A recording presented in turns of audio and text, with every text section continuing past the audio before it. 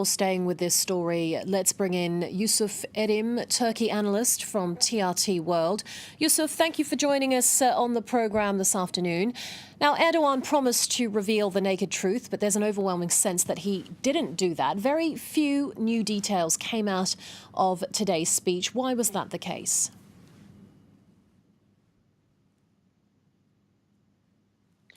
Well, I think President Erdogan is still waiting for concrete evidence. And as the leader of the Republic of Turkey, it's not right for him to point fingers at the leadership in Riyadh and try to accuse people. He's specifically opened up his speech by saying we waited for evidence because we don't want to falsely accuse anybody. But the most important parts of his speech are actually the clues that he gave about what Turkey's going to do going forward. He specifically signaled that they're going to request extradition. He said this crime was committed in Istanbul and the perpetrators should stand trial in Istanbul. He also said, where's the body? Who's the local collaborator?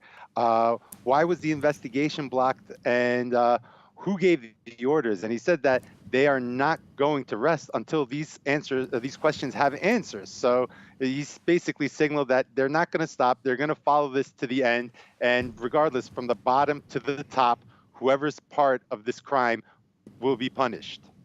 So, as you said there, many questions remain unanswered. But something else that stood out during that speech was Erdogan's statement that he trusts or he doesn't doubt the Saudi king's sincerity. But he didn't say the same thing about the crown prince. So what does that mean? Should we read into that?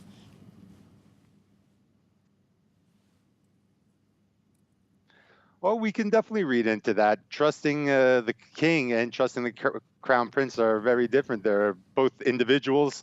The crown prince he's in the crosshairs of this investigation in the eyes of the international community. And there's a lot of, I shouldn't say evidence, but there are a lot of coincidences linking him right now, his top aide being part of the investigation and many other individuals that have close links to him.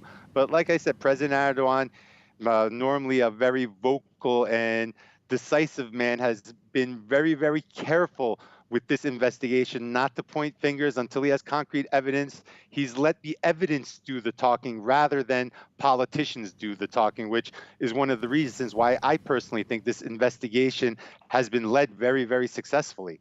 So all eyes are on the crown prince, as you say. How could the fallout from the crisis have an impact on Mohammed bin Salman's reform drive, his bid to modernize the country?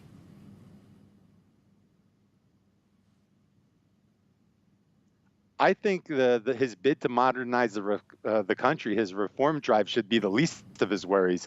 I think saving his political neck should be top priority right now, because when you look at the international public opinion against Mohammed bin Salman, it's like an avalanche coming directly at him. And he really needs to worry about saving his neck right now and his political survival as the de facto leader of Saudi Arabia.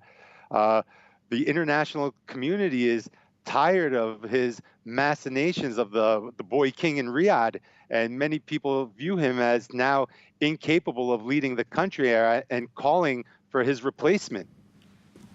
Well, Turkey says it has evidence that this was an assassination, but Erdogan didn't produce any of it during that speech today. So what's next? Is the ball in Riyadh's court right now?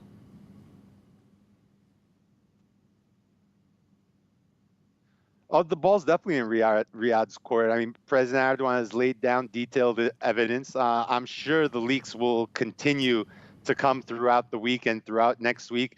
There'll probably be a lot more evidence leaks as there have been until now. And we can probably expect an indictment by the Turkish prosecutor probably in the month of November, where he starts naming perpetrators and naming charges. So we'll have a much clearer picture in the next week or two about what's going to happen going forward.